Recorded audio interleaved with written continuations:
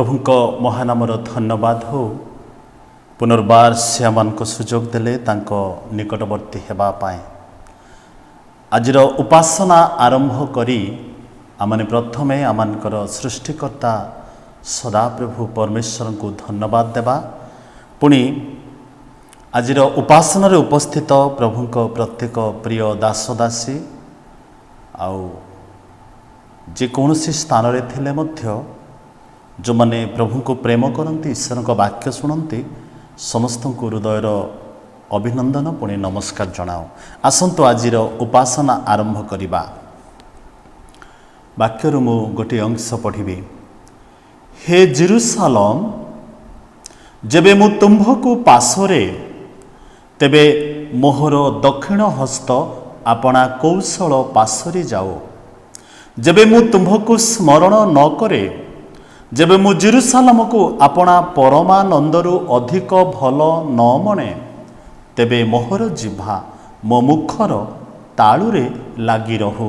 प्रभु ए पठित वाक्य आमको आशीर्वाद करंतु। आसंतु आजिर उपासना आरंभ करी आमने प्रार्थना करिबा। पवित्र अति पवित्र आमनकर स्वर्गस्थ पिता तुम महानामर धन्यवाद करू।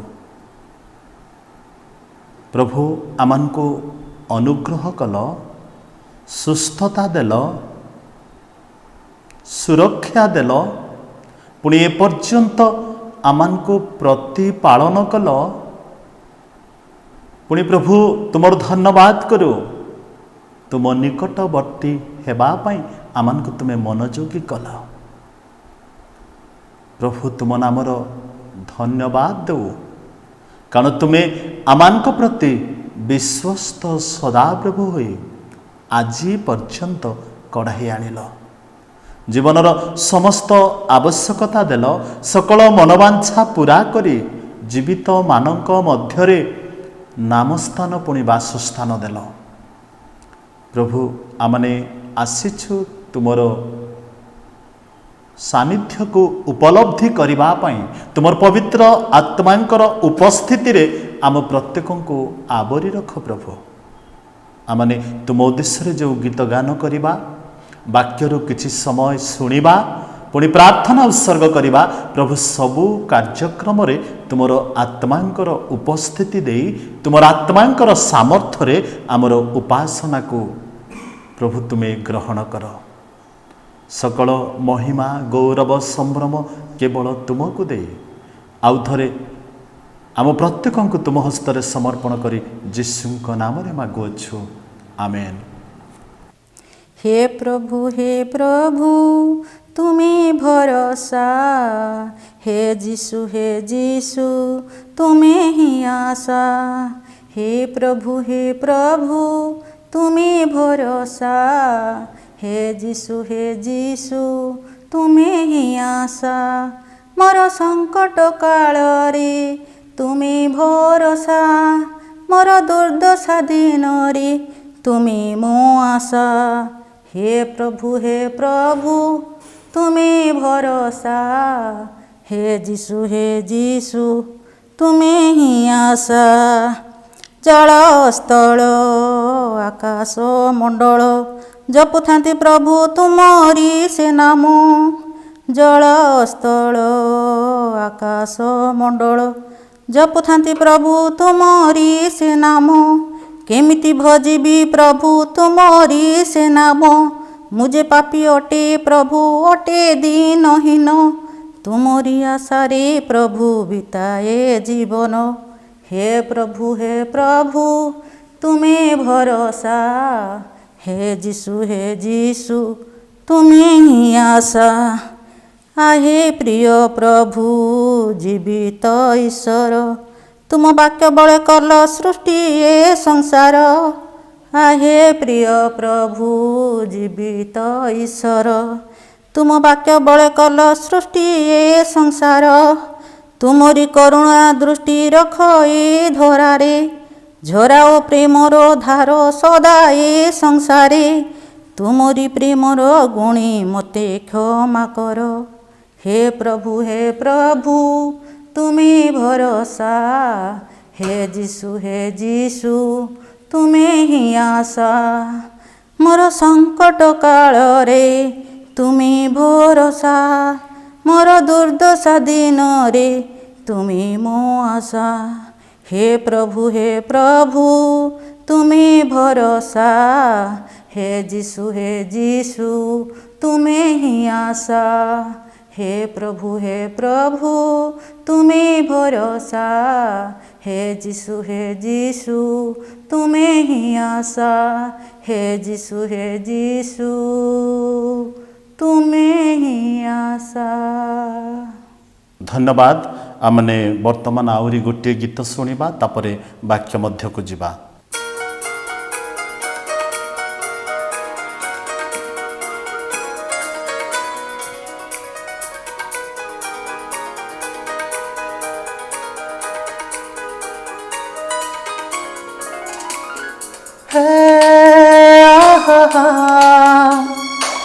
ला ला ला ला ला ला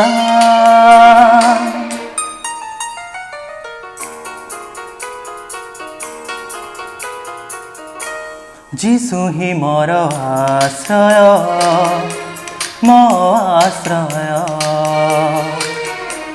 जीशु ही मोर आश्रय मो आश्रय। ए जीवन पथे मो सहाय। ए जीवन पथे मो सहाय। जीशु ही मोर आश्रय मो आश्रय। जीशु ही मोर आश्रय मो आश्रय।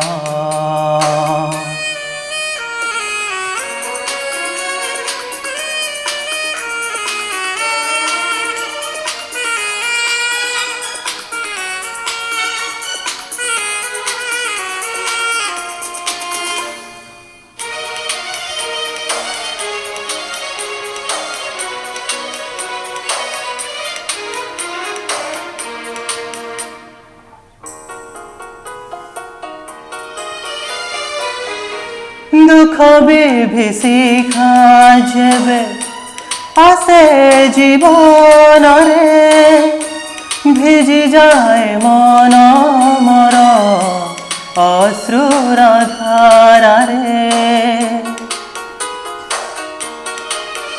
ओ दुख विभीषिका जेबे आसे जीवन रे भिजी जाए मन मोर अश्रुर धारा रे। कहती से जे प्रेम रे रही तोर पाखरे भय भी नाही आसिले झंझा प्रलय। जीशु ही मोर आश्रय मो आश्रय। जीशु ही मोर आश्रय मो आश्रय।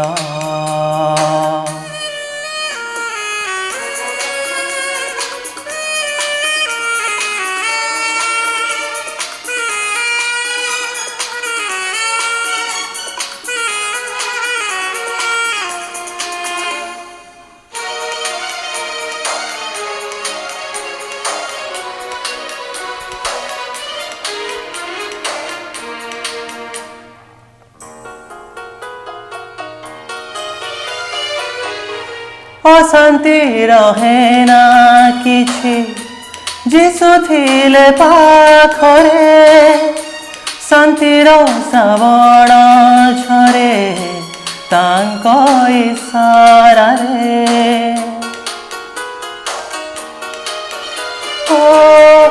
अशांति रहे ना किछि जीशु थिले साथी रे शांतिर श्रावण झरे तांक इशारा रे।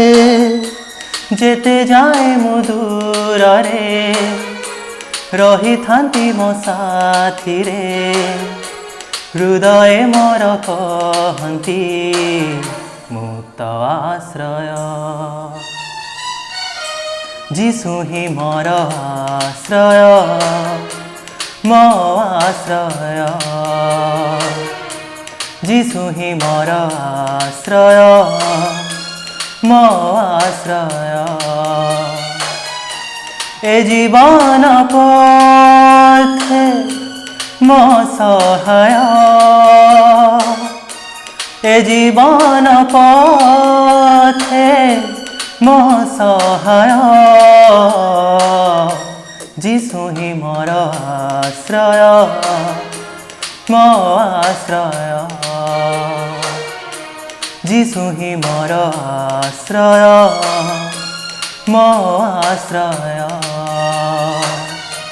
जीशु ही मोर आश्रय मो आश्रय जीशु ही मोर आश्रय मो आश्रय। सुंदर गीत पाए धन्यवाद प्रभु तांको दासी को आशीर्वाद करंतु। आसंतु अल्प समय आमने वाक्यरू चिंता करिबा आमानकर अति परिचित अंश जहाँ आमने सबु बेले पढ़ीचु आउ शुणीचु मध्य आजिर ध्यान निमंते शास्त्ररू जो अंशटी मनोनीत करा जाइछि आपण माने पाइबे आउ आदि पुस्तक तार 3 अध्यायर 8 पदरू 10 पदर शेष पर्यंत आदि पुस्तक 3 पर्व 8 रु 10 पद आउ ए स्थान ए प्रकार लिखा जाए तहु दिनावसान समय उद्यान मध्यरे गमनागमनकारी सदाप्रभु परमेश्वर रब शुणी आदम और तांकर भार्या सदाप्रभु परमेश्वर छामुरु उद्यानस्थ वृक्षगण मध्यरे लुचिले। तहिरे सदाप्रभु परमेश्वर आदम को डाकी कहिले तुम्भे केउठारे? से उत्तर कले मु उद्यान मध्यरे तुम्भ रब शुणी आपणा उलंगता सकाशे भीत होई लुचिली। प्रभु ए पठित वाक्य एवं श्रवण रे आम प्रत्येक को आशीर्वाद करंतो। आमने जो अंशटी पढ़िलु आमनकर प्रत्येकंकर परिचित अंश अटे।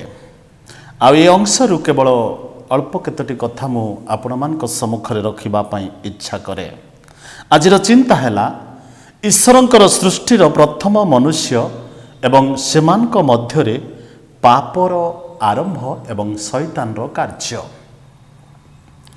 आमने समस्ते जानू परमेश्वर मनुष्य को सृष्टि करिबा पछरे गोटे मात्र उद्देश्य बा लक्ष्य ताहा होछि जिसाय पुस्तक 43:21 पदरे लिखा जाए एही लोक माने आंभर गौरव वर्णना करिबा निमंते आंभे सृष्टि करियछु। परमेश्वरंकर सृष्टिर गोटे लक्ष्य मनुष्य जाति निमंते जे मनुष्य जे भली तांकर प्रशंसा करे गौरव करे आउ तांको गौरव निमंते जगतरे समय अतिबाहित करे।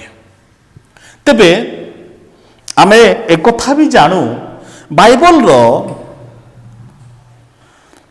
प्रथम प्रश्न परमेश्वर मनुष्य मानंकु पचारिबा कथा बोली आमे समस्ते जानू किंतु ता पूर्वरु सर्प से आउ नारी की पचारुछंती कौन से कथा आगो नारी एक सत्य उद्यानर कौन सी वृक्षर फल खाइबा को परमेश्वर तुमानकु निषेध करियछंती। सदाप्रभु मनुष्य को बा आदम को प्रश्न पचारिबा पूर्वरु सर्प नारी को प्रश्न करुछंती अर्थात बाइबल प्रथम प्रश्न आगो नारी एक सत्य। ताहले ए 9 पदटी बाइबल द्वितीय प्रश्न परमेश्वर आड़ू मनुष्य मानक निमंते। एठी आमने देखुचु आदम तुम्हे केउठारे आउ गोटे प्रश्न आमने देखुचु आगो नारी एक सत्य।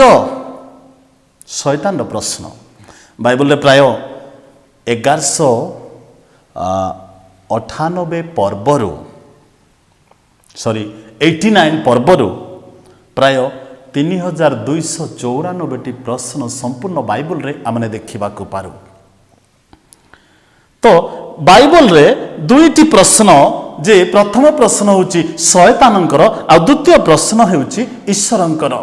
मु आपण मानको कहिली परमेश्वर मनुष्य को सृष्टि करबा पछरे गोटे मात्र लक्ष्य मनुष्य जेभली तांकर गौरव वर्णना करंतु आ कौनसी उद्देश्य नुह मनुष्य को सृष्टि करबा पछरे गोटे उद्देश्य गोटे लक्ष्य ताहा होची मनुष्य जेभली सदा प्रभु को गौरव करू।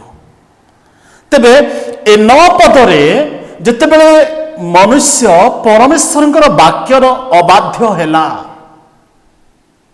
आ से आपणार उल्लंघता को जानी पारिला बोली वाक्य प्रकाश करे। आ जेतेबेले से आपणार उल्लंघता जानी पारिला आ से कहउछंती मनुष्य कहउछंती सदा प्रभु को प्रभु आमे उद्यान रे अछु आमे उल्लंघ अछु।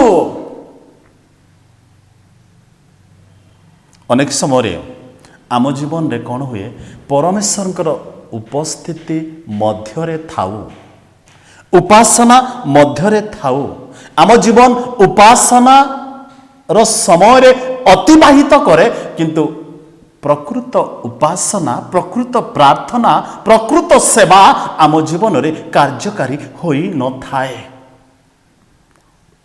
जेमती आमे देखुचु आदम और तांको सहधर्मणी हवांक कथा आदम कहउछंती प्रभु आमे उद्यान रे अछु आ उलंग अछु आ आपनक रब सुनी लुचि अछु। तबे प्रश्न उठे आजिर समाज रे आजिर मंडली रे आजिर ए प्रकार जो घड़ीसंधि मुहूर्त रे आमाने बास करूछु आमानकर जीवन रे स्थायी बोली किछि नाही। ठीक कथा आमे उपासना रे थाऊ प्रभु को वाक्य सुनिबा पाई पवित्र मंदिर को मध्य जाई थाऊ किंतु आमाने प्रभुंकर उपस्थिति को अनेक समय अनुभव करि न थाऊ।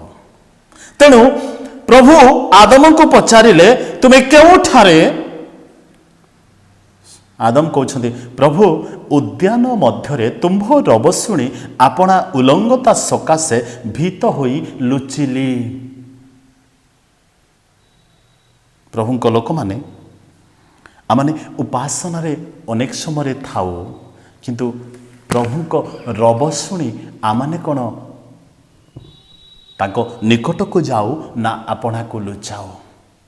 बाइबल रे अनेक प्रश्न कथा मु आपण को कहि पारिबी किंतु आमर समय स्वल्पता दृष्टि मु केते जनक विषय रे केवल कहिबी आउ आजिर उपासना को आमाने शेष करबा को जिबा। प्रभु प्रत्येक मनुष्य को चाहती से माने जेभली परमेश्वरंकर गौरव करती। गीत संहिता 150 गीत आमने जेतेबेले पढ़ू से स्थान रे लेखा जाए जे मु टिके आपण मानक पई अल्प किछि पढ़िबा पई इच्छा करे 150 गीत रे तुम्हे माने सदा प्रभुंकर प्रशंसा कर परमेश्वरंक पवित्र स्थान रे ताहांकर प्रशंसा कर ताहांक पराक्रमरु उत्पन्न शून्यमंडल रे ताहांकर प्रशंसा कर ताहांक विक्रमी कार्य सकाशु ताहांकर प्रशंसा कर। एई जो गीत संहिता 50 गीत आमने पढ़िलु से स्थान रे लिखा जाए ताहांक पराक्रमरु उत्पन्न शून्यमंडल रे अर्थात आमे जे कोनोसी स्थान रे थिले मध्य सदा प्रभुंकर प्रशंसा करिबा पई ईश्वरंकर वाक्य आमानकु उत्साहित करे। अनेक दिन पूर्व मोर मने पड़े मु बोधे ए उदाहरण टी केतेबेले कहिथिबी आपण मानक सम्मुख रे जणे पुओ आउ से गोटे जिनस चोरी करू थाए आउ से समय आउ जणे भाई तांकु देखिले आउ देखि कहउछंदी बाबू तुमे से अमुक व्यक्तिंकर पुओ ना से पुओटी कहउछंदी नाय आज्ञा आपण मते जानि नाहंती मु किंतु से अमुक व्यक्तिंकर पुओ नो आउ जनकर पुओ किंतु से व्यक्ति जानती ए बालकटी से व्यक्तिंकर पुओ। मोर कहिबार अर्थ ଯେତେବେଳେ ସେ ପାପ କରୁଛନ୍ତି ଭୁଲ କରୁଛନ୍ତି ସେ ଭୁଲକୁ ଲୁଚେଇବା ପାଇଁ ଆଉ ଗୋଟିଏ ଭୁଲ କରୁଛନ୍ତି ଆଉ ମନୁଷ୍ୟର ପ୍ରକୃତି ସେଇଆ ହିଁ ଅଟେ। ଯେତେବେଳେ ଆଦମ ହବା ଇନୋସେନ୍ସ ଯୁଗରେ ରହିଛନ୍ତି ସଦାପ୍ରଭୁ ସେମାନଙ୍କୁ ସବୁ ସ୍ୱାଧୀନତା ଦେଲେ। ସ୍ୱାଧୀନତା ମଧ୍ୟରେ ଗୋଟିଏ ବିଷୟ ସେମାନଙ୍କ ସମ୍ମୁଖରେ ରଖିଲେ ଆଉ ସେମାନେ କ'ଣ କରୁଛନ୍ତି ନା ପରମେଶ୍ୱରଙ୍କ ବିରୁଦ୍ଧରେ ପାପ କରି ପରମେଶ୍ୱରଙ୍କ ଠାରୁ ଆପଣାକୁ ଲୁଚାଉଅଛନ୍ତି ଆଉ ତାଙ୍କ ସହଭାଗିତାରୁ ସେମାନେ ଓହରି ଯାଉଅଛନ୍ତି। ଯେତେବେଳେ ମନୁଷ୍ୟ ପାପ କରେ ପରମେଶ୍ୱରଙ୍କର ଉପସ୍ଥିତିରୁ ସେ ଓହରି ଯାଏ, ତାହାଙ୍କର ସହଭାଗିତାରୁ ସେ ଓହରି ଯାଏ ଆଉ ତାଙ୍କ ଉପସ୍ଥିତି ମଧ୍ୟକୁ ଯିବା ପାଇଁ ତାଙ୍କ ବିବେକ ତାଙ୍କୁ ବାଧା ଦିଏ। ଏ ସ୍ଥାନରେ ଆମେ ଦେଖୁଛୁ ଯେ ଆଦମ ଆଉ ହବା ପରମେଶ୍ୱରଙ୍କର ରବ ଶୁଣି ଉଦ୍ୟାନ ମଧ୍ୟରେ ଆଉ ଆପଣାର ଉଲଙ୍ଗତା ସକାଶେ ଲୁଚିଲେ। 11 ପଦରେ କହିଲେ ପରମେଶ୍ୱର ପୁଣି ପ୍ରଶ୍ନ କରୁଛନ୍ତି ତୁମେ ଉଲଙ୍ଗ ଅଛ, ଏହା କିଏ ତୁମକୁ ଜଣାଇଲା? ସଦାପ୍ରଭୁ ଆପଣଙ୍କ ଜୀବନ କଥା ଜାଣନ୍ତି, ଆପଣଙ୍କର ପରିବାର କଥା ଜାଣନ୍ତି, ଆପଣଙ୍କର ବ୍ୟକ୍ତିଗତ ଜୀବନର ଅନୁଭୂତିକୁ ଆତ୍ମିକ ଜୀବନକୁ ସେ ମାପନ୍ତି। ତଥାପି ସେ ପ୍ରଶ୍ନ କରନ୍ତି ତୁମେ ଉଲଙ୍ଗ ଅଛ, ତୁମେ ଉପାସନାରେ ଅଛ, ତୁମେ ପ୍ରାର୍ଥନାରେ ଅଛ, ଆଉ ତୁମକୁ କିଏ ଜଣେଇଲା ତୁମେ ଉଲଙ୍ଗ ଅଛ? ଯେତେବେଳେ ଆମେ ପାପ କରୁ ପରମେଶ୍ୱରଙ୍କର ନିକଟକୁ ଯିବା ପାଇଁ ପବିତ୍ର ଆତ୍ମା ଆମମାନଙ୍କ ଜୀବନରେ ବାଧା ଦିଅନ୍ତି, ଆମମାନଙ୍କ ଜୀବନରେ ଗୋଟିଏ ଲଜ୍ଜା ଆସେ। ତେଣୁ ପ୍ରଭୁଙ୍କର ଉଦ୍ଦେଶ୍ୟ ହେଉଛି ଆମେ ଯେଭଳି ତାଙ୍କର ନିକଟବର୍ତ୍ତୀ ହେଉ, ତାଙ୍କର ଉପାସନା କରୁ, ତାଙ୍କର ସାନ୍ନିଧ୍ୟକୁ ଆମ ଜୀବନରେ ଲାଭ କରୁ। ତେଣୁ ପ୍ରଭୁ ମନୁଷ୍ୟକୁ ସୃଷ୍ଟି କଲେ। ସେ ଆଦି ପୁସ୍ତକ 3 ଅଧ୍ୟାୟର 9 ପଦରେ ପରମେଶ୍ୱରଙ୍କର ପ୍ରଶ୍ନ ଆଦମଙ୍କୁ, ଆଦମ ତୁମେ କେଉଁଠାରେ? ଯଦି ଆପଣ ଦେଖିବେ ଆଦି ପୁସ୍ତକ 4 ଅଧ୍ୟାୟର 9 ପଦରେ ଅନନ୍ତର ସଦାପ୍ରଭୁ କଇନକୁ ପଚାରିଲେ ତୁମ୍ଭ ଭାଇ ହେବଲ କେଉଁଠାରେ? ସେ କହିଲେ ମୁଁ ଜାଣେ ନାହିଁ, ମୁଁ କ'ଣ ମୋ ଭାଇର ରକ୍ଷକ? ଏଠି ମୁଁ ଆପଣଙ୍କୁ ପ୍ରଶ୍ନ କରିବାକୁ ଚାହେଁ, ଆପଣ ହୁଏତ ପରମେଶ୍ୱରଙ୍କର ଉପସ୍ଥିତି ମଧ୍ୟରେ ଥାଇପାରନ୍ତି, ଆପଣ ହୁଏତ ପରିତ୍ରାଣ ପ୍ରାପ୍ତ ବ୍ୟକ୍ତି ହେଇପାରନ୍ତି, ଆପଣ ହୁଏତ ଉପାସନାକୁ ଆସିବା ବ୍ୟକ୍ତି ହେଇପାରନ୍ତି। ଆଜି ଆପଣଙ୍କ ଭାଇ କେଉଁଠାରେ? ମୋ ଭାଇ କେଉଁଠାରେ? ଯୀଶୁଙ୍କର ପ୍ରଶ୍ନ। ପ୍ରଭୁ ଯୀଶୁ ଯେତେବେଳେ ଲୋକମାନଙ୍କ ସମ୍ମୁଖରେ ଶିକ୍ଷା ଦେଉଥିଲେ ଆଉ ବାହାରେ ଆସି ତାଙ୍କ ମା ଆଉ ତାଙ୍କ 3 ଭାଇ ଆଉ ତାଙ୍କ ଭଉଣୀମାନେ ତାଙ୍କୁ ଅପେକ୍ଷା କରିଥିଲେ। ଆଉ ଯୀଶୁଙ୍କର ଶିଷ୍ୟମାନେ ଯୀଶୁଙ୍କୁ କହିଲେ ପ୍ରଭୁ ଆପଣଙ୍କର ମା, ଭାଇମାନେ ଆଉ ଭଉଣୀମାନେ ଆପଣଙ୍କୁ ବାହାରେ ଅପେକ୍ଷା କରିଅଛନ୍ତି। ଯୀଶୁ ଲୋକମାନଙ୍କ ଆଡ଼କୁ ଦୃଷ୍ଟିପାତ କରି କହିଲେ ଏମାନେ ମୋହର ମା ଆଉ ଭାଇ ଭଉଣୀ ଅଟନ୍ତି। ଅର୍ଥାତ୍ ଯେଉଁମାନେ ଈଶ୍ୱରଙ୍କର ବାକ୍ୟ ଶୁଣନ୍ତି, ଈଶ୍ୱରଙ୍କ ପ୍ରତି ମନୋଯୋଗୀ ହୁଅନ୍ତି, ସେମାନେ ହେଉଛନ୍ତି ମୋର ମା ଆଉ ଭାଇ ଭଉଣୀ ଅଟନ୍ତି। ତ ପ୍ରଭୁଙ୍କର ପ୍ରଶ୍ନ ତୁମ ଭାଇ ହେବଲ କେଉଁଠାରେ? ଯେତେବେଳେ କଇନ ପରମେଶ୍ୱରଙ୍କ ନିକଟକୁ ଯାଇଛନ୍ତି ଉପାସନା କରିବା ପାଇଁ, ତାଙ୍କ ଭାଇ ହେବଲ ସେଠି ନାହାନ୍ତି। ତେଣୁ ପ୍ରଭୁ ତାଙ୍କୁ ପ୍ରଶ୍ନ କରୁଛନ୍ତି ତୁମ ଭାଇ ହେବଲ କେଉଁଠାରେ? ଆଜି ମୁଁ ପରିତ୍ରାଣ ପ୍ରାପ୍ତ, କିନ୍ତୁ ମୋ ଭାଇ ଜଗତରେ ଘୁରି ବୁଲୁଅଛି। ଅନେକ ପରିବାରରେ ସେହି ସମସ୍ୟା ଆମେ ଦେଖୁଛୁ। ବଡ଼ ଭାଇ ଆତ୍ମିକ ମନା, କିନ୍ତୁ ସାନ ଭାଇ ପୁରା ଜାଗତିକ ମନା। ତେଣୁ ଈଶ୍ୱରଙ୍କ ବାକ୍ୟ କୁହେ ଯେ ସମସ୍ତେ ଯେପରି ପରିତ୍ରାଣ ପାଆନ୍ତି ଏହା ସେ ଇଚ୍ଛା କରନ୍ତି। ପାଉଲ ଯେତେବେଳେ ତିମୋଥୀଙ୍କୁ ପରାମର୍ଶ କଲେ ସେ କହିଲେ ସମସ୍ତଙ୍କ ନିମନ୍ତେ ପ୍ରାର୍ଥନା କର, ରାଜା ଶାସନକର୍ତ୍ତାମାନଙ୍କ ନିମନ୍ତେ ପ୍ରାର୍ଥନା କର, ଅଧିକାର ପ୍ରାପ୍ତ ବ୍ୟକ୍ତିମାନଙ୍କ ନିମନ୍ତେ ପ୍ରାର୍ଥନା କର, ସେମାନଙ୍କର ପରିତ୍ରାଣ ନିମନ୍ତେ ପ୍ରାର୍ଥନା କର, କାରଣ ଏହା ହିଁ ପ୍ରଭୁ ଇଚ୍ଛା କରନ୍ତି। ତେଣୁ ପ୍ରିୟ ପ୍ରଭୁଙ୍କ ଲୋକମାନେ, ଆମେ ଆଜିକାଲି ଉପାସନା ଏକତ୍ର ବସି କରିପାରୁନାହୁଁ। ହୁଏତ ଆମେ ୟୁଟ୍ୟୁବରେ ସେବା କରୁଛୁ, ଅନେକ ସମୟରେ ଆମେ ଯେତେବେଳେ ଦେଖୁ ଲାଇଭ୍ ଚାଟ୍ରେ ଏତେ ବଡ଼ ମଣ୍ଡଳୀରେ 40, 45, 47, 50, 51, 52 ପରିବାର ମେସେଜ ଶୁଣିବାର ଆମେ ଦେଖିପାରୁ। ଯଦିଓ ପରବର୍ତ୍ତୀ ଅବସ୍ଥାରେ ଶୁଣନ୍ତି, ମୁଁ ମନା କରୁନାହିଁ ଶୁଣନ୍ତି ନାହିଁ ବୋଲି, କିନ୍ତୁ ପ୍ରଭୁ ଚାହାନ୍ତି ଆପଣ ଏବଂ ଆପଣଙ୍କ ଭାଇ ମଧ୍ୟ ସଦାପ୍ରଭୁଙ୍କର ପ୍ରଶଂସା କରନ୍ତୁ, ଆଉ ସଦାପ୍ରଭୁଙ୍କ ନାମକୁ ଭୟ କରନ୍ତୁ, ଆଉ ପରିତ୍ରାଣର ଅନୁଭୂତି ନେଇ ଜଗତରେ ବଞ୍ଚନ୍ତୁ। ଯଦି ସେଇ ଆଦି ପୁସ୍ତକ 18 ଅଧ୍ୟାୟର 9 ପଦ ଦେଖିବେ, ସେ ଲେଖା ଅଛି, ତହିଁ ଉତ୍ତାରେ ସେମାନେ ତାଙ୍କୁ ପଚାରିଲେ, ତୁମ୍ଭର ଭାର୍ଯ୍ୟା ସାରା କେଉଁଠାରେ?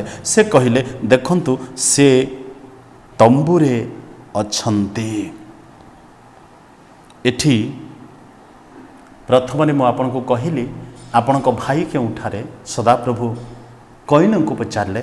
ଆଉ ଏଠି ଅବ୍ରାମକୁ ସଦାପ୍ରଭୁଙ୍କ ଦୂତମାନେ ପଚାରୁଅଛନ୍ତି, ତୁମ ସ୍ତ୍ରୀ ସାରା କେଉଁଠାରେ? ସଦାପ୍ରଭୁଙ୍କ ଦୂତମାନେ ତାଙ୍କ ଗୃହକୁ ଆସିଲେ, ଆଉ ଅବ୍ରାହମ ସେମାନଙ୍କର ଆତିଥ୍ୟ କଲେ। ହୁଏତ ସାରା ନିଶ୍ଚୟ ସେମାନଙ୍କ ନିମନ୍ତେ ସମସ୍ତ ଖାଦ୍ୟ ପ୍ରସ୍ତୁତ କରିଥିବେ, କିନ୍ତୁ ଉପସ୍ଥିତିରେ ନାହାନ୍ତି ସେ, ଅର୍ଥାତ୍ ସଦାପ୍ରଭୁଙ୍କ ଉପସ୍ଥିତିରୁ ସେ ବଞ୍ଚିତ ହୋଇଛନ୍ତି। ତେଣୁ ଯେତେବେଳେ 3ଟି ପୁରୁଷ ତାଙ୍କ ଗୃହ ମଧ୍ୟକୁ ଆସିଲେ, ତମ୍ବୁ ମଧ୍ୟକୁ ଆସିଲେ, ଆଉ ଅବ୍ରାହମ ତମ୍ବୁ ଦ୍ୱାରରେ ବେଗେ ଯାଇ ଭୂମିଷ୍ଠ ହୋଇ କହିଲେ, ହେ ପ୍ରଭୁ, ବିନୟ କରୁଅଛି, ଯେବେ ମୋ ପ୍ରତି ଅନୁଗ୍ରହ କରିବା ହେବେ, ତେବେ ଏହି ଦାସର ସ୍ଥାନରୁ ଯିବେ ନାହିଁ। ସେମାନେ ଆସି ତାଙ୍କର ସେହି ସ୍ଥାନରେ ପ୍ରବେଶ କଲେ। ଅବ୍ରାହମଙ୍କ ଗୃହରେ 3 ଜଣ ପ୍ରଭୁଙ୍କ ଲୋକମାନେ, ଅନେକ ଏହାକୁ ଏ ପ୍ରକାର କୁହନ୍ତି, ପିତା ପରମେଶ୍ୱର, ପୁତ୍ର ପରମେଶ୍ୱର ଏବଂ ପବିତ୍ର ଆତ୍ମା ପରମେଶ୍ୱର, ତ୍ରିତ୍ବ ପରମେଶ୍ୱର ତାଙ୍କ ଗୃହକୁ ପରିଦର୍ଶନ କରୁଥିବା ସମୟରେ ସାରା ସେ ସ୍ଥାନରେ ନାହାନ୍ତି, ଅର୍ଥାତ୍ ସେମାନଙ୍କ ସମ୍ମୁଖରେ ଉପାସନାରେ ସେ ନାହାନ୍ତି। ସେଥିପାଇଁ ସେ ପଚାରୁଛନ୍ତି, ତୁମ ସ୍ତ୍ରୀ ସାରା କେଉଁଠାରେ? ମୁଁ ପରମେଶ୍ୱରଙ୍କର ଉପସ୍ଥିତିରେ ଅଛି। ଅନେକ ପରିବାରରେ ଆମେ ଦେଖୁଛୁ ଯେ ସ୍ୱାମୀମାନେ ଆତ୍ମିକ ମନା ଉପାସନାକୁ ଯିବା ପାଇଁ ଇଚ୍ଛା କରନ୍ତି, ପ୍ରାର୍ଥନା କରନ୍ତି, ବାଇବଲ ପଢ଼ନ୍ତି, ପ୍ରଭୁଙ୍କ ଲୋକମାନଙ୍କୁ ଆତିଥ୍ୟ କରନ୍ତି, ଆଉ ସ୍ତ୍ରୀମାନେ କରନ୍ତି ନାହିଁ। ଅନେକ ପରିବାରରେ ଅଛି ଯେ ସ୍ୱାମୀ ସ୍ତ୍ରୀ ଉଭୟ ସମାନ, ବିପଦ ଆସିଲେ ପ୍ରଭୁଙ୍କ ନିକଟକୁ ଯାଆନ୍ତି, ଆଉ ଆନନ୍ଦ ବେଳେ ପ୍ରଭୁଙ୍କୁ ଚିହ୍ନନ୍ତି ନାହିଁ। ତେଣୁ ପ୍ରଭୁଙ୍କର ପ୍ରଶ୍ନ, ତୁମ ସ୍ତ୍ରୀ କେଉଁଠାରେ? ଆଜି ଆପଣ ପ୍ରଭୁଙ୍କ ଉପାସନାରେ ଅଛନ୍ତି, ଆପଣଙ୍କ ସ୍ତ୍ରୀ କ'ଣ ପ୍ରଭୁଙ୍କ ଉପାସନାରେ ଅଛନ୍ତି କି? ଆପଣଙ୍କ ସ୍ୱାମୀ କ'ଣ ପ୍ରଭୁଙ୍କ ଉପାସନାରେ ଅଛନ୍ତି କି? ଚତୁର୍ଥ କଥା ମୁଁ ଆପଣମାନଙ୍କୁ କହିବି, ଜିଖରୀୟ ପୁସ୍ତକ 1 ଅଧ୍ୟାୟର 5 ପଦରେ ଗୋଟିଏ କଥା ଲେଖାଯାଏ ଯେ, ତୁମମାନଙ୍କର ପୂର୍ବପୁରୁଷମାନେ କେଉଁଠି? ଏଇଠି ଜିଖରୀୟ ପୁସ୍ତକ ଦାରିଆବସ୍ର ଅଧିକାରର 2ୟ ବର୍ଷର 8ମ ମାସରେ ଇଦୋଙ୍କ ପୁତ୍ର ବେରିଖିୟଙ୍କ ପୁତ୍ର ଜିଖରୀୟ ଭବିଷ୍ୟତ ବକ୍ତାଙ୍କ ନିକଟରେ ସଦାପ୍ରଭୁଙ୍କର ଏହି ବାକ୍ୟ ଉପସ୍ଥିତ ହେଲା। ଏ ସ୍ଥାନରେ ଯେତେବେଳେ ଆମେ ଦେଖୁଛୁ ଜିଖରୀୟ ଭବିଷ୍ୟତ ବକ୍ତାଙ୍କର ପୁସ୍ତକ, ଇସ୍ରାଏଲ ଲୋକମାନେ ବନ୍ଦିତ୍ୱରୁ ପରିବର୍ତ୍ତନ ହେଲା ପରେ, ଫେରି ଆସିଲା ପରେ ସଦାପ୍ରଭୁଙ୍କର ଉପାସନା ମଧ୍ୟରେ ସେମାନେ ନାହାନ୍ତି। ତେଣୁ 4 ପଦ, ଜିଖରୀୟ 1ର 4 ପଦ ମୁଁ ପଢ଼ିବି। ତୁମ୍ଭେମାନେ ଆପଣମାନଙ୍କର ପୂର୍ବପୁରୁଷ ଗଣର ତୁଲ୍ୟ ହୁଅ ନାହିଁ, ଯେଉଁମାନେ ଡାକି ପୂର୍ବକାଳର ଭବିଷ୍ୟତ ବକ୍ତାମାନେ ଉଚ୍ଚସ୍ୱରରେ କହିଲେ, ସୈନ୍ୟାଧିପତି ସଦାପ୍ରଭୁ ଏହି କଥା କହନ୍ତି, ତୁମ୍ଭେମାନେ ଆପଣା ଆପଣା କୁପଥରୁ ଓ ଆପଣା ଆପଣା କୁକ୍ରିୟାରୁ ଏବେ ଫେର। ମାତ୍ର ସେମାନେ ଶୁଣିଲେ ନାହିଁ, କିମ୍ବା ଆମ୍ଭ ପ୍ରତି କର୍ଣ୍ଣପାତ କଲେ ନାହିଁ। ଏହା ସଦାପ୍ରଭୁ କହନ୍ତି, ତୁମ୍ଭମାନଙ୍କର ପୂର୍ବପୁରୁଷମାନେ କେଉଁଠାରେ ଓ ଭବିଷ୍ୟତ ବକ୍ତାମାନେ କି ଚିରକାଳ ବଞ୍ଚନ୍ତି। ଏ ସ୍ଥାନରେ ଜିଖରୀୟ ଭବିଷ୍ୟତ ବକ୍ତା ଇସ୍ରାଏଲ ଲୋକମାନଙ୍କ ନିକଟରେ ସ୍ମରଣ କରେଇ ଦିଅନ୍ତି ଯେ ତୁମ୍ଭେମାନେ ତୁମମାନଙ୍କର ପୂର୍ବପୁରୁଷ ଲୋକମାନଙ୍କ ପରି ହୁଅ ନାହିଁ, କାରଣ ସେମାନେ ଈଶ୍ୱରଙ୍କର ବାକ୍ୟକୁ ଶୁଣି ମଧ୍ୟ ଈଶ୍ୱରଙ୍କ ପ୍ରତି ଫେରିଲେ ନାହିଁ। ଆପଣା କୁକ୍ରିୟାରୁ ଫେରି ନାହାନ୍ତି, ଆପଣା ଅଧର୍ମରୁ ସେମାନେ ଫେରି ନାହାନ୍ତି, ପୁଣି ସେମାନେ ଈଶ୍ୱରଙ୍କର ବାକ୍ୟ ପ୍ରତି କର୍ଣ୍ଣପାତ କରିନାହାନ୍ତି। ତେଣୁ ମନେ ପକାଅ ତୁମମାନଙ୍କର ପୂର୍ବପୁରୁଷମାନେ ବର୍ତ୍ତମାନ ସେମାନେ ଆଉ ଜଗତରେ ନାହାନ୍ତି, ଆଉ ସେମାନେ ଏଠି ନାହାନ୍ତି, ସେମାନେ ବର୍ତ୍ତମାନ ଜଗତରୁ ବିଦାୟ ନେଇଛନ୍ତି। ସେମାନେ କେଉଁଠାରେ ଜିଖରିୟ ମନେ ପକାଉଛନ୍ତି ଯେ ଯଦି ଆମେ ସଦାପ୍ରଭୁଙ୍କୁ ଭୟ ନ କରିବା, ସଦାପ୍ରଭୁଙ୍କ ପ୍ରତି ନ ଫେରିବା, କାରଣ ପ୍ରଭୁଙ୍କ ଠାରେ ଭରସା କରିବା ଲୋକମାନଙ୍କର ଜୀବନକୁ ଈଶ୍ୱରଙ୍କର ବାକ୍ୟ କୁହେ ସେମାନେ ଏଇ ଜଗତରେ କିଛି କାଳ ବଞ୍ଚିଲା ପରେ ଖ୍ରୀଷ୍ଟଙ୍କ ସହିତ ଅନନ୍ତ କାଳ ରାଜତ୍ୱ କରିବେ। ଏଠି ମନେ ପକାଯାଉଛି ଯଦି ତୁମମାନଙ୍କର ପୂର୍ବପୁରୁଷମାନେ କେଉଁଠାରେ, ସେମାନେ କିପରି ଥିଲେ, କେଉଁଠି ଅଛନ୍ତି, ଭବିଷ୍ୟତ ବକ୍ତାମାନେ କି ଚିରକାଳ ବଞ୍ଚନ୍ତି। ଜିଖରିୟ ଭବିଷ୍ୟତ ବକ୍ତା ସେମାନଙ୍କୁ ମନେ ପକାଉଛନ୍ତି। ଯଦି ଆମେ ସଦାପ୍ରଭୁଙ୍କୁ ଭୟ କରିବା, ତାଙ୍କ ପ୍ରତି ଫେରିବା, ଆମେ ସମସ୍ତେ ଜାଣୁ ଯେ ଏତେ ବଡ଼ କରୋନା ଭାଇରସ୍ ଅଦୃଶ୍ୟ ଶକ୍ତି ଲୋକମାନଙ୍କୁ ଅସ୍ତବ୍ୟସ୍ତ କରୁଛି। ଆମେ ଦେଖୁଛୁ ଏ ବର୍ଷର ଶିକ୍ଷା ବି ବିଭ୍ରାନ୍ତ ହୋଇଗଲା, ଲୋକମାନଙ୍କର ଆୟରେ ବାଧା ଆସିଲା, ଲୋକମାନେ ଆର୍ଥିକ କ୍ଷେତ୍ରରେ ସଙ୍କଟ ମଧ୍ୟ ଦେଇ ଗତି କରୁଛନ୍ତି। ତଥାପି ସଦାପ୍ରଭୁଙ୍କର ଆଶୀର୍ବାଦକୁ ଅନେକ ସମୟରେ ଆମେ ଭୁଲି ଯାଉ, ସ୍ମରଣ କରିବାରୁ ଆମେ କ'ଣ ହେଉ ନା ଭୁଲି ଯାଉ। ତେଣୁ ଏଠି ଜିଖରିୟ ମନେ ପକାନ୍ତି ତୁମମାନଙ୍କର ପୂର୍ବପୁରୁଷମାନେ କେଉଁଠି, ଯେଉଁମାନେ ସଦାପ୍ରଭୁଙ୍କୁ ଭୟ କଲେ ନାହିଁ, ସେମାନଙ୍କର ଅବସ୍ଥା ଟିକେ ସ୍ମରଣ କର। ପ୍ରଭୁଙ୍କ ନାମ ଧନ୍ୟ ହେଉ ଯେ ପ୍ରଭୁ ଆପଣଙ୍କୁ ଆଉ ମୋତେ ଆଜି ପର୍ଯ୍ୟନ୍ତ ଜୀବିତ ରଖିଛନ୍ତି। ଆମେ ଯେତେବେଳେ ପ୍ରତିଦିନ ନ୍ୟୁଜ୍ ଦେଖୁ, ଟିଭି ଦେଖୁ, ଆଉ ବିଭିନ୍ନ ଖବରକାଗଜରେ ପଢ଼ୁ, କେଉଁଠି ମଧ୍ୟ ସୁରକ୍ଷା ନାହିଁ, ନିରାପତ୍ତା ନାହିଁ, ଶାନ୍ତି ନାହିଁ, ସୁସ୍ଥିରତା ନାହିଁ। ଲୋକମାନଙ୍କର ମୃତ୍ୟୁ ପରେ ମୃତ୍ୟୁ, ଦୁର୍ଘଟଣା ପରେ ଦୁର୍ଘଟଣା ଘଟି ଚାଲୁଛି, ତଥାପି ଆମେ ଜୀବିତ। ଆମର ପ୍ରଭୁ ସେ ମହାନ ପ୍ରଭୁ। ବାକ୍ୟରେ ଲେଖା ଅଛି ଯାହାଙ୍କର ରବରେ ହରିଣୀ ପ୍ରସବ କରେ, ସେ ଏ ପ୍ରକାର ଭୟଙ୍କର ସଦାପ୍ରଭୁ ଆପଣଙ୍କୁ ଆଉ ମୋତେ ପ୍ରେମ କରନ୍ତି। ଆଜି ମନେ ପକାଇବା ପାଇଁ ଚାହାନ୍ତି ତୁମମାନଙ୍କର ପୂର୍ବପୁରୁଷ ଆଜି କେଉଁଠାରେ ଅଛନ୍ତି। ପ୍ରିୟ ପ୍ରଭୁଙ୍କ ଲୋକମାନେ, ସେଠି ଲେଖା ଅଛି ଭବିଷ୍ୟତ ବକ୍ତାମାନେ କି ଚିରକାଳ ବଞ୍ଚନ୍ତି। ଏହା ଆମମାନଙ୍କୁ ସ୍ମରଣ କରିଦିଏ ଆମେ ମଧ୍ୟ ଚିରଦିନ ଜଗତରେ ବଞ୍ଚି ରହିବା ନାହିଁ, ଆମେ ମଧ୍ୟ ଏ ଜଗତ ଛାଡ଼ି ଯିବା। କିନ୍ତୁ ଜଗତ ଛାଡ଼ି ଯିବା ପୂର୍ବରୁ କେଉଁ ସ୍ଥାନକୁ ଯିବା, କେଉଁଠି ରହିବା, କେଉଁଠି ଆମମାନଙ୍କର ସ୍ଥାୟିତ୍ୱ ସ୍ଥାନ, ତାହା କେବେ ଆମ ଜୀବନରେ ଚିନ୍ତା କରିଛୁ କି?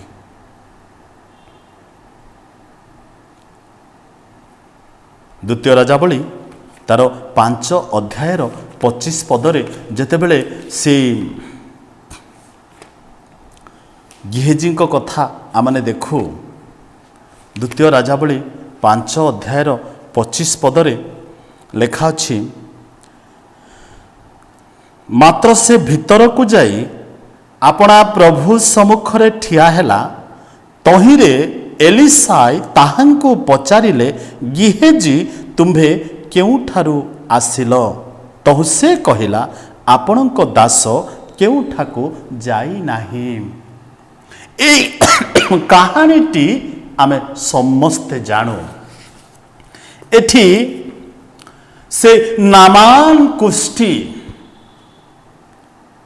ଆଉ ସେ ଜଣେ ପରାକ୍ରମୀ ଲୋକ, କୁଷ୍ଠ ରୋଗରେ ଆରାମୀୟ ରାଜା ନାମାନ କୁଷ୍ଠ ରୋଗରେ ଯେତେବେଳେ ସେ ଆକ୍ରାନ୍ତ ହୋଇଥିଲେ, ତାଙ୍କ ଗୃହରେ ଇସ୍ରାଏଲର ଜଣେ ଛୋଟ ବାଳିକା ସେ ଦାସୀ ରୂପେ କାର୍ଯ୍ୟ କରିବା ପାଇଁ ସେ ସ୍ଥାନକୁ ନିଆଯାଇଥିଲା। ଆଉ ସେ କହୁଛନ୍ତି ଯଦି ଆମ୍ଭର ପ୍ରଭୁ ଇସ୍ରାଏଲରେ ଥାନ୍ତା ତାହେଲେ ସେ ରୋଗରୁ ସୁସ୍ଥ ହୁଅନ୍ତା। ଏକଥା ଆମେ ସମସ୍ତେ ଜାଣୁ। ସେ ସମସ୍ତ କଥା ମୁଁ କହିବା ପାଇଁ ଇଚ୍ଛା କରେ ନାହିଁ। ଏଠି ଗିହେଜୀ ଯେତେବେଳେ ନାମାନ ସୁସ୍ଥ ହେଲା ପରେ ଏଲିସାଙ୍କୁ କିଛି ଭେଟି ଦେବା ପାଇଁ ଇଚ୍ଛା କଲେ, ଆଉ ଏଲିସାଇ ସେ ଭେଟି ନେଇନଥିଲେ। ଆଉ ଗିହେଜୀଙ୍କ ମନରେ ଟିକିଏ ଲୋଭ ଜାତ ହେଲା ସମ୍ପତ୍ତି ପ୍ରତି।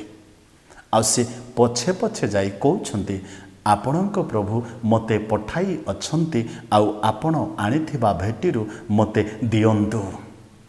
ଏ ସ୍ଥଳରେ ଆମେ ଦେଖୁଛୁ ଏଲିସା ଗିହେଜୀକୁ ପଚାରୁଛନ୍ତି, ତୁମେ କେଉଁଠାରୁ ଆସିଲ? ଏବେ କି ସୁନା ରୂପା ସଂଗ୍ରହ କରିବାର ସମୟ? ଏବେ କି ଧନ ସମ୍ପତ୍ତି ସଞ୍ଚୟ କରିବାର ସମୟ? ନା, ଏବେ ସେ ସମୟ ନୁହଁ, ମାତ୍ର ଏବେର ସମୟ ହେଉଛି ସଦା ପ୍ରଭୁଙ୍କ ନିକଟରେ ନିଜକୁ ସମର୍ପଣ କରିବାର ସମୟ। ଆପଣ ପ୍ରଶ୍ନ କରନ୍ତୁ, ଏ ଯେଉଁ ପରିସ୍ଥିତିରେ ଆମେ ଗତି କରୁଛୁ, ଅନେକଙ୍କ ଜୀବନରେ ସେ ସିମ୍ପଟମ୍ କିଛି ଦେଖାଯାଉ ନାହିଁ, ତଥାପି ହଠାତ୍ କରୋନା ଭାଇରସରେ ଲୋକମାନଙ୍କର ମୃତ୍ୟୁ ହୋଇଯାଉଛି।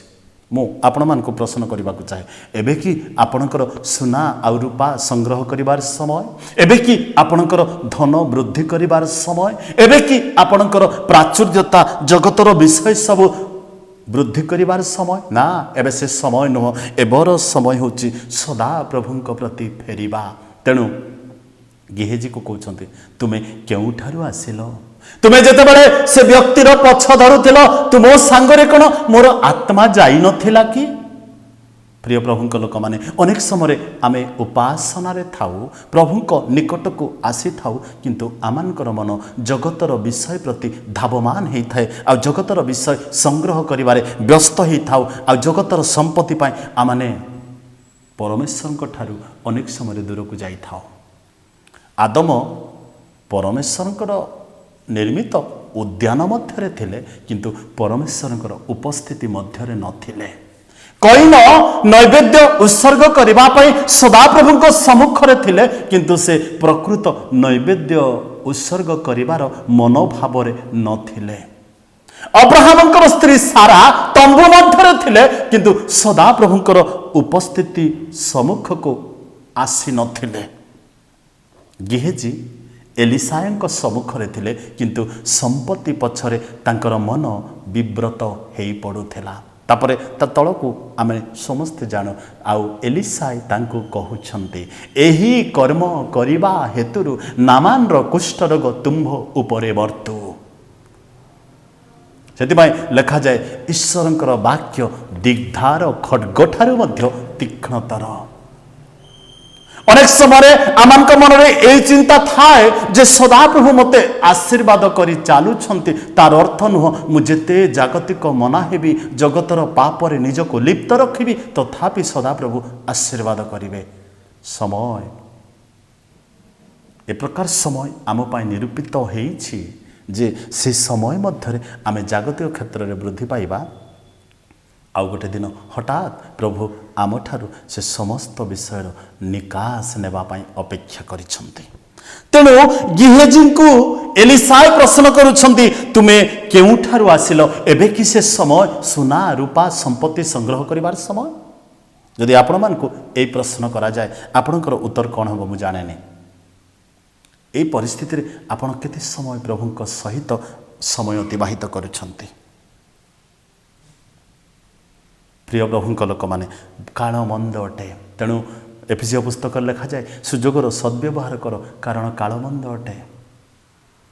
ତା ଉପରକୁ ଲେଖାଯାଏ, ହେ ନିଦ୍ରିତ ଜାଗ, ମୃତମାନଙ୍କ ମଧ୍ୟରୁ ଉଠ, ପୁଣି ଖ୍ରୀଷ୍ଟ ତୁମମାନଙ୍କୁ ଆଲୋକ ପ୍ରଦାନ କରିବେ। ଆଜି ଖ୍ରୀଷ୍ଟୀୟ ମଣ୍ଡଳୀ ନିଦ୍ରାରେ ବ୍ୟସ୍ତ, ପରମେଶ୍ୱରଙ୍କ ନିକଟକୁ ଯିବାରୁ ବଞ୍ଚିତ।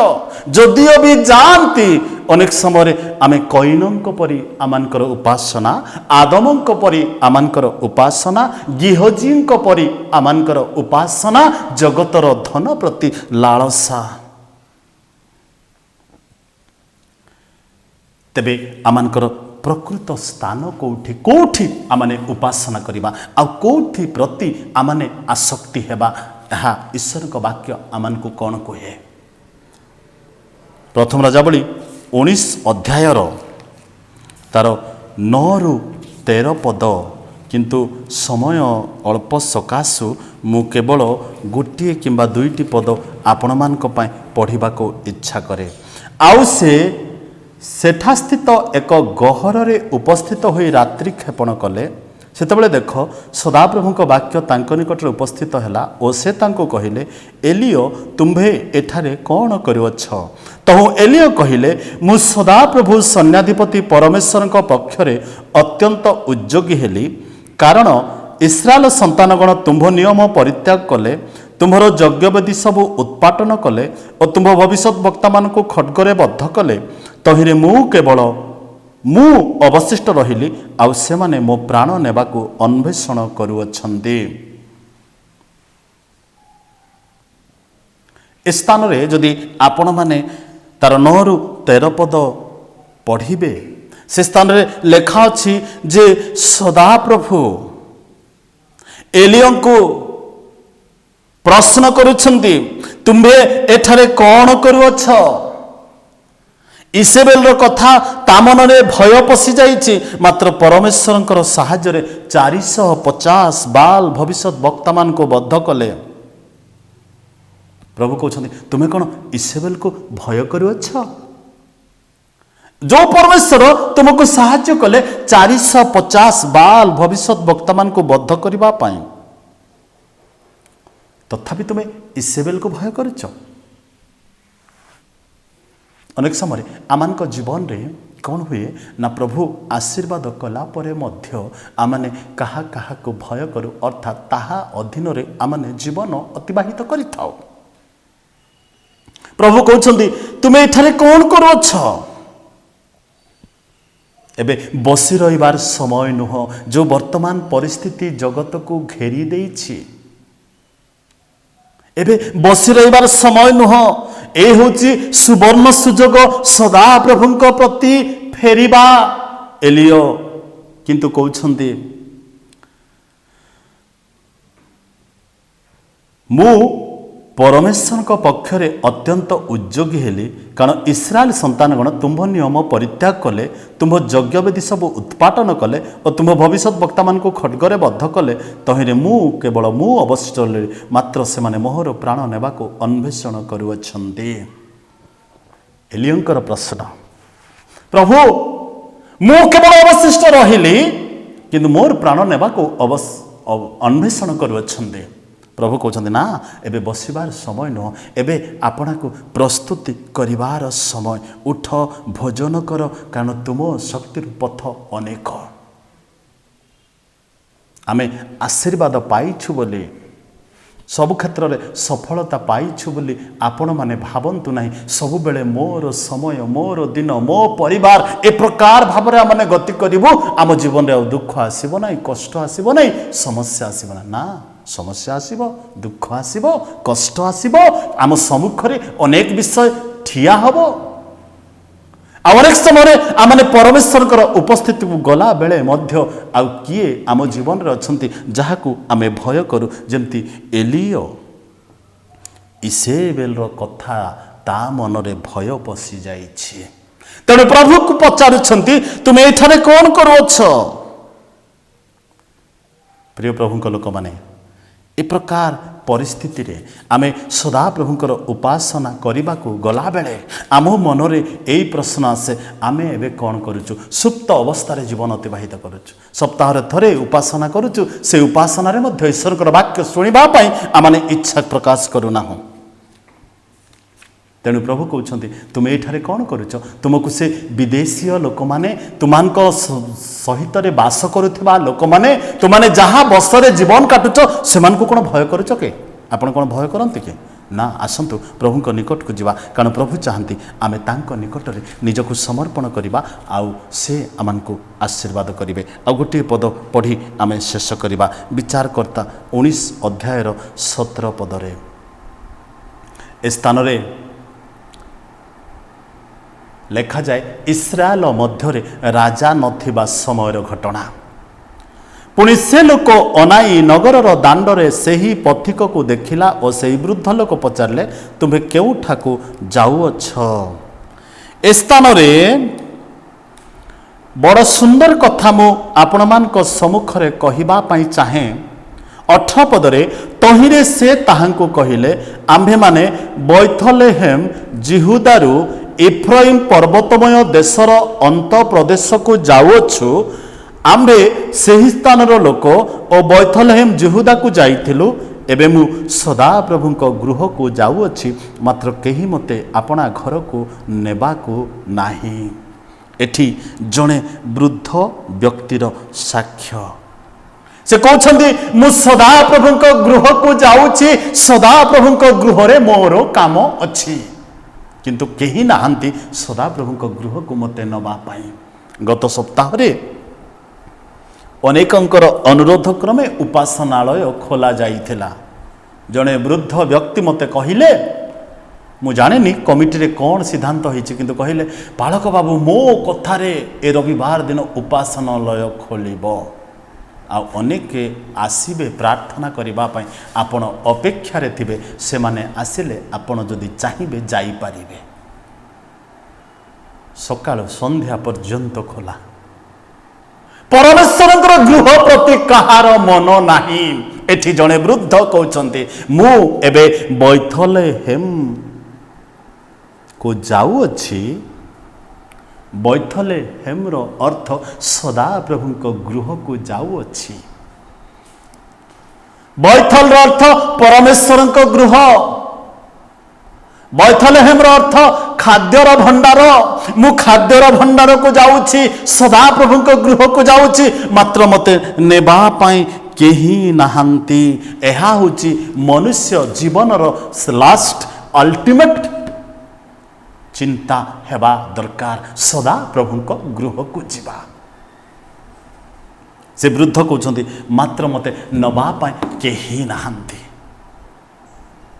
ସକାଳୁ ସଞ୍ଜ ଯାଇ ଆମେ ବାହାରକୁ ଯାଉଛୁ, ଦେଖୁଛୁ କେହି ଆସିଲେ ବୋଧେ କାଳେ ଉପାସନାଳୟକୁ।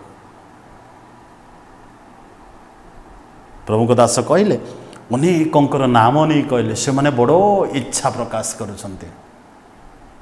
ଇଚ୍ଛା ପ୍ରକାଶ କରିବା ଲୋକ ବି ନାହିଁ କି ଅନିଚ୍ଛା ପ୍ରକାଶ କରିବା ଲୋକ ମଧ୍ୟ ନାହିଁ। ମୋର କହିବାର ଅର୍ଥ ମୁଁ କାହାକୁ ଏଠି ଆକ୍ଷେପ କରି କହୁନାହିଁ, କିନ୍ତୁ ସଦାପ୍ରଭୁଙ୍କ ଗୃହକୁ ଯିବା ଆମମାନଙ୍କର ଶେଷ ନିଷ୍ପତ୍ତି ହେବା ଦରକାର। ଆଉ ସଦାପ୍ରଭୁଙ୍କ ଗୃହରେ ମୋର କାମ ଅଛି। ଏ ବୃଦ୍ଧ ବ୍ୟକ୍ତି କହିଲେ, ବିଚାରକର୍ତ୍ତା 19:17 ଆଉ 18 ପଦରେ, ମୁଁ ପରମେଶ୍ୱରଙ୍କ ଗୃହକୁ ଯାଉଛି, ପରମେଶ୍ୱରଙ୍କ ଗୃହରେ ମୋର କାର୍ଯ୍ୟ ଅଛି, କିନ୍ତୁ ମୋତେ ଭିତରକୁ ନେବା ପାଇଁ କେହି ନାହାନ୍ତି। ପ୍ରିୟ ପ୍ରଭୁଙ୍କ ଲୋକମାନେ, ଅନେକ ସମୟରେ ପରମେଶ୍ୱରଙ୍କର ଗୃହର ନିକଟରେ ଥାଉ, କିନ୍ତୁ ଗୃହ ଭିତରକୁ ପ୍ରବେଶ କରିପାରିନଥାଉ। ଆମମାନଙ୍କର ଉପାସନା ମଧ୍ୟ ଠିକ୍ ସେହି ପ୍ରକାର ଉପାସନାରେ ଥାଉ, କିନ୍ତୁ ଉପାସନା ଆମ ଜୀବନକୁ ପ୍ରଭାବିତ କରିନଥାଏ। ପ୍ରାର୍ଥନାରେ ଥାଉ, କିନ୍ତୁ ଆମମାନଙ୍କର ମନ ଆଉ କେଉଁଠି ବୁଲୁଥାଏ। ପ୍ରାର୍ଥନା ଆମ ଜୀବନକୁ ପ୍ରତିଫଳିତ କରିନଥାଏ।